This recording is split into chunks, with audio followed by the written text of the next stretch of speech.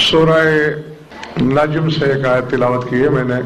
ذات واجب نے، معبود مطلق نے، خدائے لم یزل نے منظر نگاری کی ہے اس وقت کی جب حبیب اور محبوب بلا فصل تھے. فَأَوْحَىٰ إِلَىٰ عَبْدِهِ مَا أَوْحَىٰ، وحی کی اپنے بندے کو جو بھی کی. وحی کا نقوی صاحب ذکر نہیں، کیا کی. اور اگر آپ نے میرا ساتھ دیا تو آج مجھے تلاش ہے اس وحی کی کہ ہوئی کیا. اگر کسی کے ذہن میں یہ ہے کہ وحی فرشتے کے ذریعے آئی ہوگی تو وہ اس خناس کو دماغ سے دھو ڈالے. کیوں؟ جو سید الملائکہ ہے وہ سدرہ پہ کھڑا لرزہ برندام ہے، اور یہ بات سدرہ سے ایک کم 80,000 عالم آگے کی ہے. انہی آیات کو تھوڑا پہلے پڑھیے. ثم دنا فتدلی فکان قاب قوسین او ادنی فاوحی الی عبدہ ما اوحی. میرا حبیب آگے بڑھا، میں نے استقبال کیا.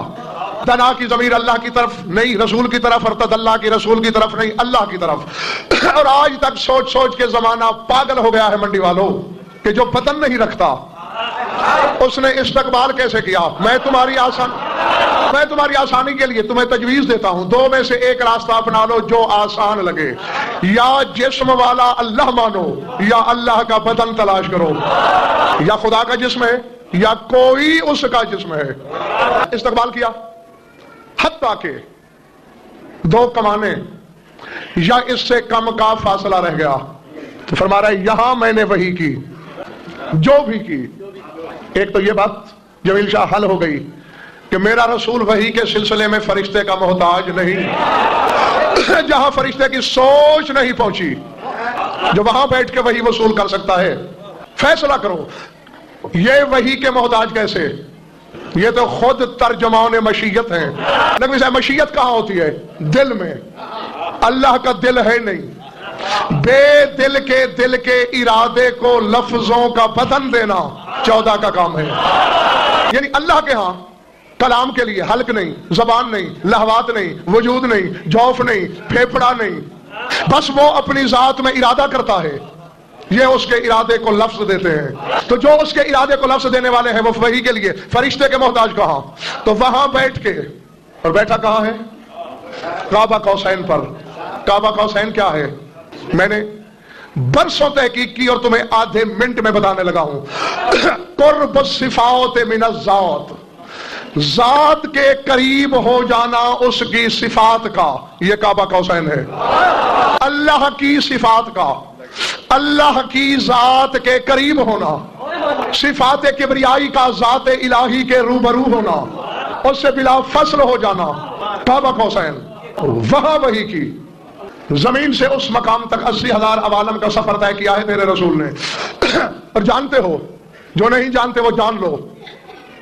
براق کے بعد رف کے بعد بحرم، اور بحرم کے بعد کوئی سواری نہیں. براق کی حد نقوی صاحب عالم ملکوت تک براق گیا، اس نے زانو ٹیک دیے. جبریل بیچارہ تو پہلے پیچھے رہ گیا کہ بال برابر آگے بڑھوں تو جل کے مر جاؤں گا. اور یہاں بے ساختہ پھر مجھے جب کبھی یہ بات کرتا ہوں تو مجھے تمہارے امام ہشتم کا جملہ یاد آتا ہے. پوچھا تھا کسی نے کہ مولا وجہ کیا ہے کہ جبریل جہاں رکا تھا رسول وہاں کیوں نہیں رکے؟ 3 قدم آگے جا کے رکے اور پھر جبریل سے کہا کہ آگے آؤ. اور جبریل نے کہا کہ میں جل جاؤں گا. کیا رسول نہیں جانتے تھے کہ یہ جل جائے گا؟ تو اگر جانتے تھے تو پھر کہا کیوں کہ آؤ؟ مولا فرماتے ہیں اس کی وجہ یہ ہے کہ مکے سے لے کر سدرہ تک جبریل دل میں اتراتا گیا کہ اگر آج میں نہ ہوتا تو رسول کو آسمان کے راستے کون بتاتا؟ میں اللہ کے مہمان کا رہنما ہوں، میں اس کو راستے دکھا رہا ہوں، اور رسول دل ہی دل میں. جبریل کی اس غلط فہمی پہ ہنستے گئے. اگر پہلے رکتے تو جبریل سوچتا جس طرح میں آگے نہیں جا سکتا شاید یہ بھی نہیں جا سکتا. پہلے آگے نکلے، پھر رکے، پھر پلٹے، کہا آ جل جاؤں گا. کہا پھر توبہ کر، جو تم نے یہاں تک سوچا تو مجھے لے کے نہیں آیا، میں تجھے لے کے آیا. روایت سنی آپ نے کہ معراج جسمانی اور روحانی ہو رہا تھا. اگر جمیل شاہ تم یہ ضمانت دو کہ تمہارا مجمع تھکا ہوا نہیں تو آج یہ فیصلہ کریں کہ معراج تھا کون سا. میں تمہیں ایک پہلے اجمالی خاکہ بتاتا ہوں پھر بات کرتا ہوں. یہ ہے عالم ناسوت، زمین. عالم دنیا، عالم ناسوت، فضا، خلا، ہوا، پھر سما، آسمان ہے عالم ملکوت۔ عالم ملکوت کی حد جہاں ختم ہوتی ہے عالم جبروت شروع ہوتا ہے۔ نقوی صاحب عالم جبروت عالم جسم نہیں۔ جبروت کا نام تو سن رکھا ہے نا، میری بات پہ بھروسہ نہیں مت کرو، کسی اور عالم سے پوچھنا۔ جبروت جسمانی عالم نہیں، اس کے اوپر عالم روح ہے، عالم روح کے اوپر عالم عقل ہے، عالم عقل کے بعد عالم حیات ہے، اور عالم حیات کے بعد عالم لاہوت ہے۔ سر اٹھا سر اٹھا، تیرے رسول نے زمین چھوڑی، بشری لباس یہی رہ گیا۔ جب عالم ملکوت سے گزرا تو بشر بن کے نہیں گزرا، ملکوتی بدن کے ساتھ گزرا۔ جب جبروت میں گیا بدن پیچھے رہ گیا۔ یہاں سے غلطی لگی لوگوں کو کہ معراج جسمانی نہیں تھا، اس کے آگے عالم ارواح تھا، رسول نے روح کو پیچھے چھوڑ دیا۔ جی جی اب نہ روح ساتھ ہے۔ کیوں گزرتے جا رہے ہیں تمہارے سر سے جملے؟ بدن نیچے، روح پیچھے، اس کے آگے عالم عقل ہے، رسول نے اس عالم کو پیچھے چھوڑ دیا۔ اس کے بعد عالم حیات ہے، جب حیات سے گزرے زندگی پیچھے رہ گئی، میرا رسول وہ جا رہا ہے، عالم حیات بھی پیچھے رہ گیا۔ لفظ یہ پڑھے میں نے، وہاں بیٹھا ہے رسول، لیس فیہ ملک ولا فلک ولا عقل ولا روح، نہ وہاں فلک ہے، نہ ملک ہے، نہ عقل ہے، نہ روح ہے، ہر شے پیچھے، عرش قدموں کے نیچے۔ نہیں اب مجھے بتاؤ کہ یہ معراج کون سا ہے؟ جہاں یہ بیٹھا ہے وہاں نہ بدن، نہ جسم، نہ روح، نہ نفس، نہ عقل، نہ حیات۔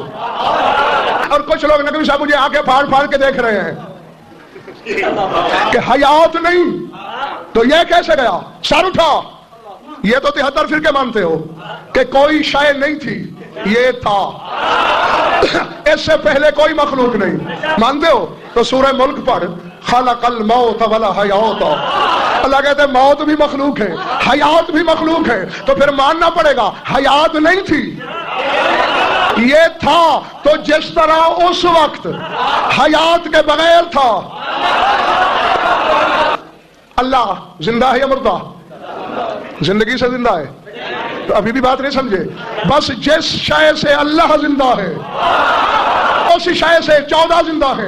اور معراج کا مقصد یہ ہے، باتوں کے لیے تو بلایا ہی نہیں اللہ نے، باتیں زمین پہ نہیں کرتا تھا، جبریل کے ذریعے بھی، جبریل کے بغیر بھی، اشارے سے بھی، ارادے سے بھی، مشیت سے بھی، رموز سے، اسرار سے، کنایات سے، غوامل سے باتیں تو ہو رہی تھی۔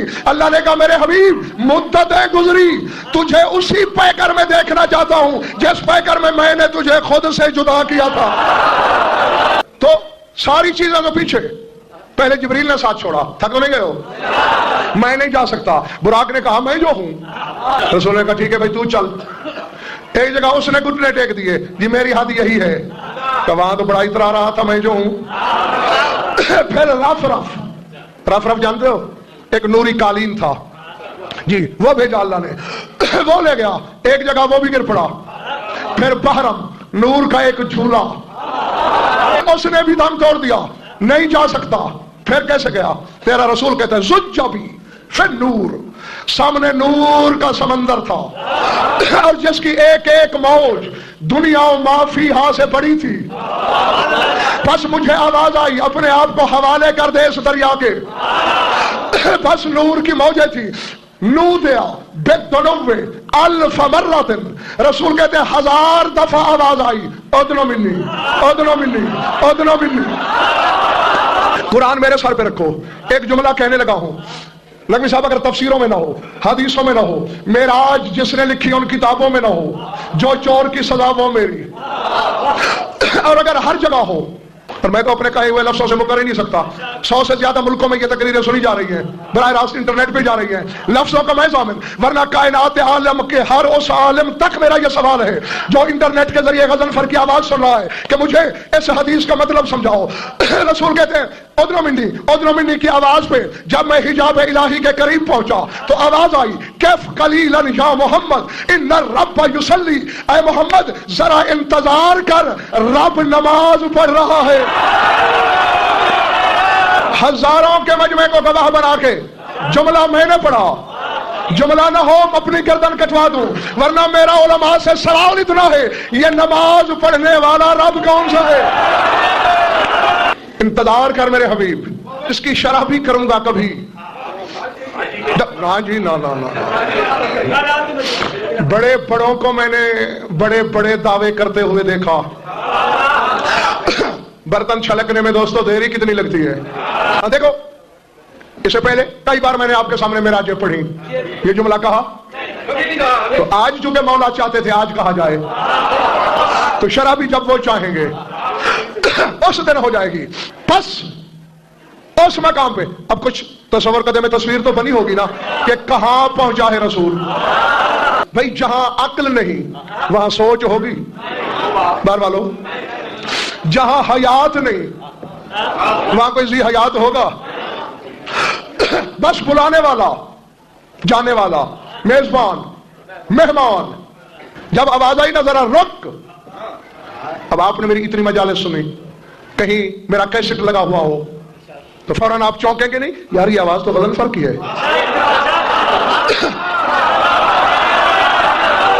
जब आवाज आई ना मेरे हबीब इंतजार कर, चौंके रसूल हैं।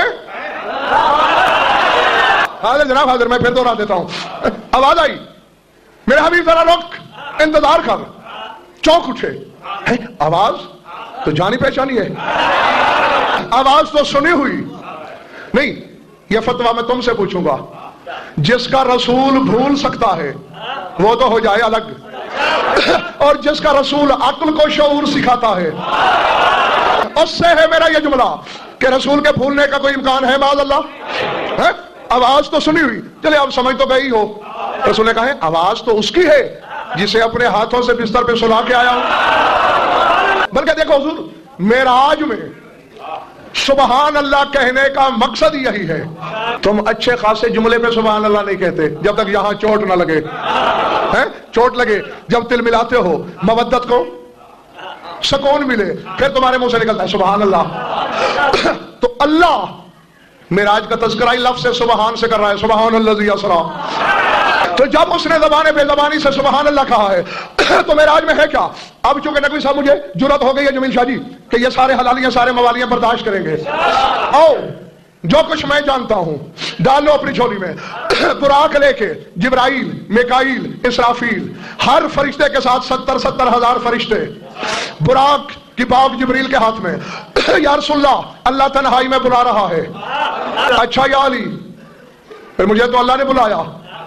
सुबह मुलाकात होगी बिला तशबीह, दोनों भाई गले मिले, गले मिले।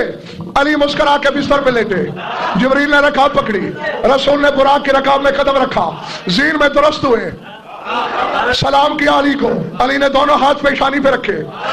चूंकि बुराक बर्क से है, बिजलियों के मजमुए पे सवार था रसूल, बाग उठाई, अचानक हवा में रसूल को खुशबुए विलायत आई। देखा तो अली आगे जा रहा है, हवा में अली को जाते हुए देखा। और बुराक ये बगैर सवारी वाला आगे जा रहा है, तो बिजलियों का मजमुआ है, चल आगे। बस पहले आसमान में पहुंचा, फरिश्तों से पूछा, पहले शोर बचा हुआ था, अली अभी गुजरा, और तेज किया बुराक को। दूसरे आसमान पे मंडी वालों यही शोर, वो जा रहा है अली, वो जा रहा है अली। सवारी की रफ्तार बढ़ती रही, हाँप उठा बुराक। रसूल ने देखा यह सवारी सुस्त है, रफ रफ मंगाया कि ज्यादा तेज था। रसूल कहते जहां से भी गुजरा इत्तला और शोर यही था, वो जा रहा है। नहीं, अगर मैं अपनी तरफ से कहूं तो मुझे बतूल की बद्दुआ लगे, बस आया द्वार, वरना जो उल्लू का पट्टा इस कसम पे भी शक करे उसे खुद ज़हरा की बद्दुआ लगे। रसूल फरमाते हैं इतने चर्चे थे आसमानों पर अली के, हत्ता ज़ननतु अन्ना इस्म अलीय्यन अशहरु मिन्नी फिस समा, मुझे दिल में गवान गुजरा कि अली का नाम आसमानों पर मुझसे भी ज्यादा मशहूर है। इसके बावजूद अली को मुसलमानों ने समझा ही ना। नकवी साहब खुदा की कसम हम गिला न करते अगर ये कह देते कि हम नहीं समझ सकते। मौला अली फरमाते हैं मेरा सबसे बड़ा आरिफ ही वही है जिसे ये समझ आ जाए कि मैं समझ में नहीं आ सकता। ये सुनते रहते हो ना कि अमीर कायनात पैबंद लगाते थे रसूल की जूती को, क्यों? रसूल के पास चवन्नी अठन्नी नहीं थी, بھائی فاقے کرتے تھے تو اس میں راز دوسرا ہے. خدا کی قسم کیا پہچانا ہے زمانے نے میرے رسول کو. اپنے وقت کے بہت بڑے جاگیرداروں کی اولاد تھا رسول, ظاہری طور پر بھی. کیا پیسے کی کمی نہیں تھی؟ جو ان سے سوال کر لیتا تھا وہ پھر کسی سے سوال ہی نہیں کرتا. تو پھر توہین کرتا ہے علی کی. کسی نوکر سے کیوں نہیں کہتا کہ میری جوتی کو گانٹھ دے؟ کسی صحابی سے کیوں نہیں کہتا؟ آؤ منڈی والوں, اس میں راز یہی تھا, کوئی دوسرا اس جوتی کو چھو نہیں سکتا.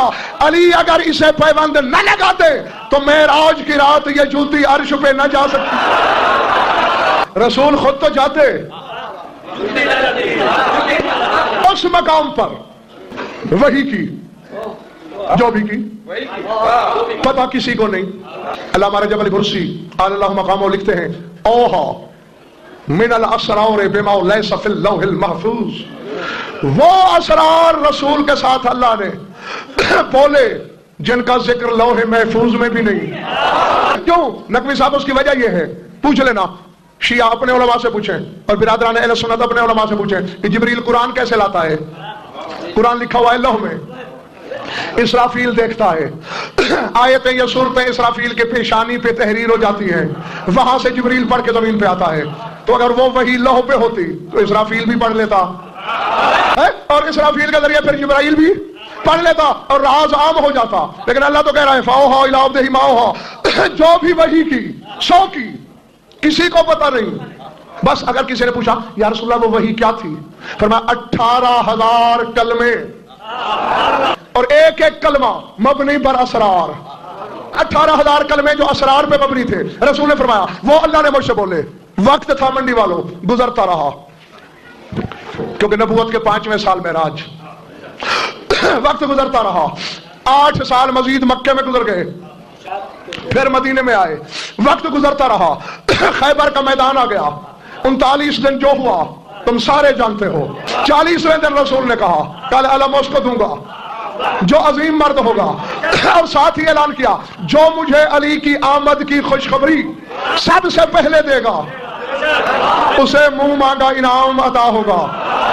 سب نے دیکھا مدینے کی طرف, 1.25 سال کے بوڑھے نے دیکھا اوپر, اور سنتے ہیں کہ سب سے پہلے اسی نے جا کے کہا یا رسول اللہ مبارک ہو تیرا بھائی علی آ گیا. علی آئے, آتے ہی جنگ, خیبر اکھاڑا, پھر مال غنیمت بانٹا, عرب کے بھوکوں کو عرب پتی کر دیا. شام ہوئی نقوی صاحب, ہر کوئی سکون سے بیٹھا. جمیل شاہ میرے مولا نے سلمان کو بلایا, سلمان سنائے حسنین کے نانا نے اعلان کیا تھا کہ جو علی کی آمد سب سے پہلے بتائے گا منہ مانگا انعام, اور سنا ہے یہ سعادت تیرے حصے میں آئی. جی مولا. پھر کیا مانگ رہے ہو رسول سے؟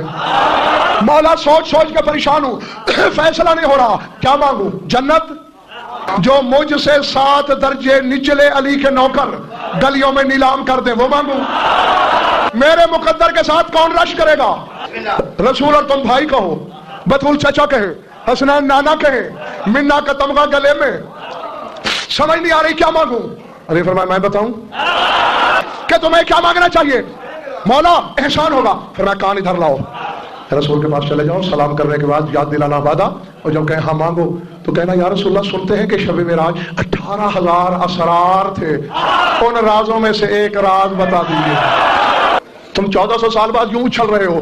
سلمان کا تصور کرو, ہوا میں تیرتا ہوا آیا, یا رسول اللہ السلام علیکم. ہاں سلمان کیسے آئے؟ قبلہ وعدہ. ہاں سلمان ہم مصدر عقل ہیں, بھولے نہیں, یاد ہے وعدہ, بول کیا مانگنا ہے؟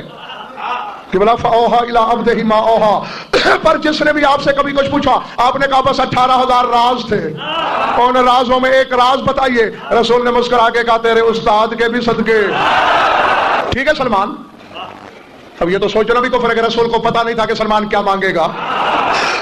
وہ ٹیلا نظر آ رہا ہے, جی یا رسول اللہ جاؤ اسے ٹھوکر مار, اسے میرے سلام کہنا. رسول فرماتے ہیں سلمان کے لیے راستہ چھوڑ, ٹیلا پھٹے گا, زینہ نظر آئے گا, ڈرنا نہیں, غار دیکھ کے گھبرانا نہیں, زینہ اتر جانا. جہاں زینہ ختم ہوگا وہاں کے 18,000 رازوں میں سے ایک راز تیرے سامنے ہوگا. اور منڈی والا آؤ میرے سر پہ قرآن رکھو. سلمان گئے, ठोकर मारी, सलाम दिए, टीला फटा, जीना उतरा, जो ही आखिरी सीढ़ी खत्म हुई, हद नजर तक एक नूर का शहर है जिसके 70 खयाबान, हर खयाबान में 70 मोहल्ले, हर मोहल्ले में 70 शाहराह, हर शाहराह पे 70 मस्जिद, हर मस्जिद में मिंबर और हर मिंबर पे अली खुतबा दे रहे हैं। के पापोश अली चाट गज़नफर हो जाए, वरना रह जाएगी बस मजमा परानी मेरा।